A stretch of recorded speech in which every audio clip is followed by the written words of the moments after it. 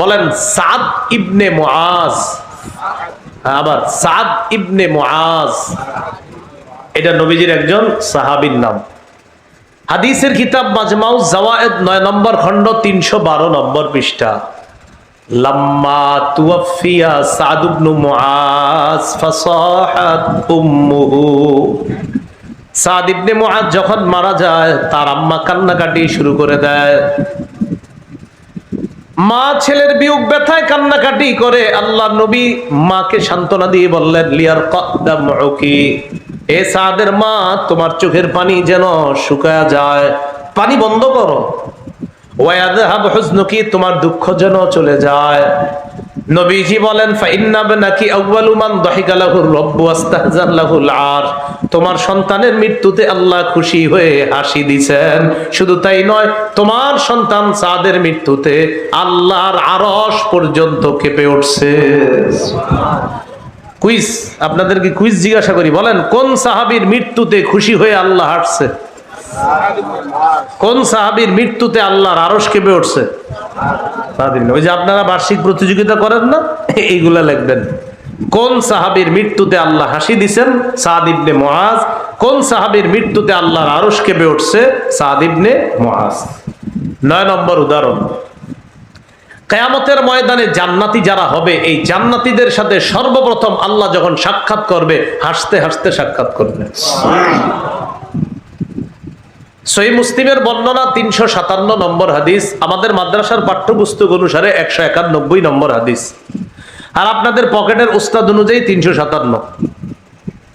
এই হাদিসের মধ্যে আসছে, বাকি এটা কিন্তু আন্তর্জাতিক নাম্বার না, পকেটে যে উস্তাদ উনি কিন্তু আন্তর্জাতিক না, আন্তর্জাতিক ভাবে ফলো করা হয় না। এরপরে বোনাস বলে দিলাম, অনেকে আবার চিপা চুপাই গিয়ে মিলায় দেয়, মিলি কিনা, তো এই জন্য মিলানোর জন্য বলে দিলাম 357। মোট হাদিস সংখ্যা হবে 7453টা, আর আমাদের মাদ্রাসার পাঠ্যপুস্তক অনুসারে 191 নম্বর হাদিস। মোট হাদিস সংখ্যা হবে 3033টা। এটাই সারা ওয়ার্ল্ডে ফলো করা হয়। আমি পুরো ওয়ার্ল্ডে খোঁজ খবর নিয়েছি, আমাদের মাদ্রাসার পাঠ্যপুস্তক যেটা, এটা পুরা বিশ্বে ফলো করা হয়। এই হাদিসের মধ্যে আছে জাবের রাদিয়াল্লাহু তাআলা আনহুর বর্ণনা, তিনি বলেন তুদআল উমামু বিআওসানিহা ইয়াউমাল কিয়ামাতি ওয়া মা কানাত তা'বুদ আহা, কিয়ামতের ময়দানে যে যাদের ইবাদত করত তাদের খোদাদেরকে নিয়ে তারা কিয়ামতের ময়দানে উপস্থিত হবে। যে যাদের তুদআল উমাম, উম্মতকে ডাকা হবে, বিআওসানিহা, তাদের মূর্তিগুলা নিয়ে, তাদের খোদাদেরকে নিয়ে ডাকা হবে। সবাই সবার খোদা নিয়ে উপস্থিত হবে। এক পর্যায়ে মুসলমান যারা পিওর খাঁটি মুসলমান, যারা জান্নাতি হবে, তারা দাঁড়ায় থাকবে আল্লাহর অপেক্ষায়। সুবহানাল্লাহ।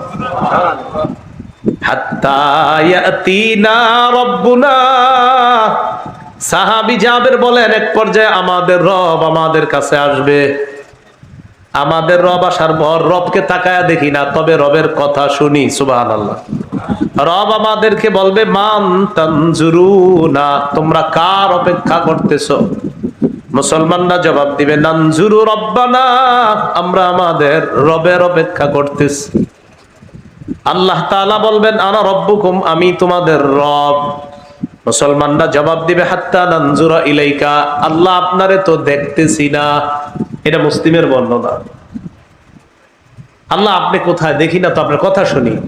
ফায়াতাজাল্লা লাহুম রাব্বুহুম ইয়াদহাক, এক পর্যায়ে অবশেষে আল্লাহ তাআলা জান্নাতি মুসলমানদের সামনে হাসতে হাসতে উপস্থিত হয়ে যাবে। আল্লাহ কেমন? হ্যাঁ বলেন, আল্লাহ কেমন জানি না। বলেন তার মতো কেউ নাই। বলেন তার মতো। আল্লাহর হাসি কেমন? তার মতো কেউ নাই। আল্লাহরে দেখতে চাইনি সবাই।